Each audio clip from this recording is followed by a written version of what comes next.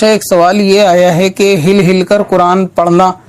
کو میں نے جو ہے نا مسائل شریعت میں لکھا ہے کہ اس سے آنکھیں خراب ہوتی ہیں، جبکہ انہوں نے دوسرے سے سنا ہے کہ ہل ہل کر قرآن پڑھنا جو ہے نا وہ سنت ہے۔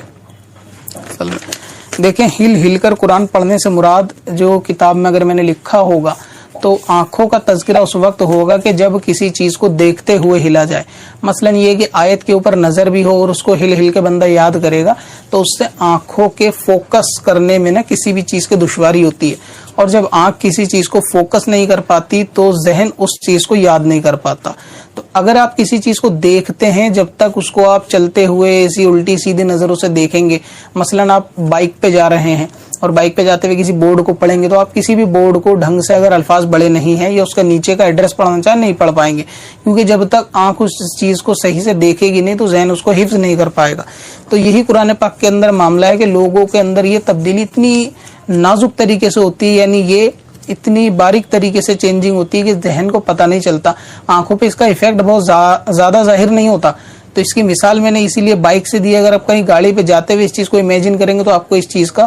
فاسٹ وے میں معلوم چل جائے گا کہ ہاں چلتے ہوئے ہلتے ہوئے آنکھوں سے کوئی چیز دیکھی نہیں جا سکتی۔ تو اسی طرح جب آپ آیت کو جو ہے نا قرآن پاک کی دیکھیں گے ہلتے ہوئے تو اس کو جو ہے نا فوکس جمانے میں آپ کو تھوڑی دشواری ہوگی، اس کا کہیں نہ کہیں فرق آنکھ کے اوپر ضرور پڑے گا، لیکن وہ فرق اتنا چھوٹا ہوگا کہ شروعات میں معلوم نہیں چلے گا، لیکن اس سے دشواری ہو سکتی ہے۔ تو اس اعتبار سے ہل کے پڑھنے کو میں نے منع کیا تھا۔ باقی اگر کوئی آیت کو رک کر دیکھ لے، اپنے ذہن میں حفظ کر لے، پھر آنکھیں بند کر کے اس کو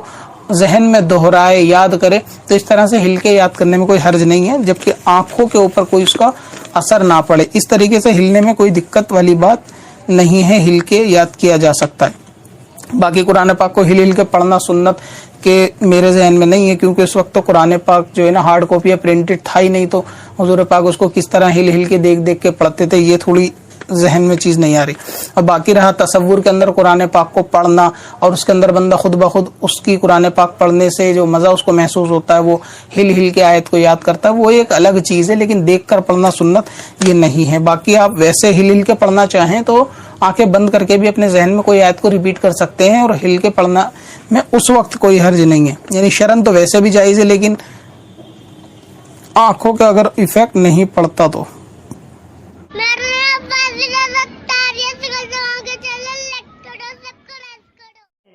پتھر میں اصل لا لے پرنوار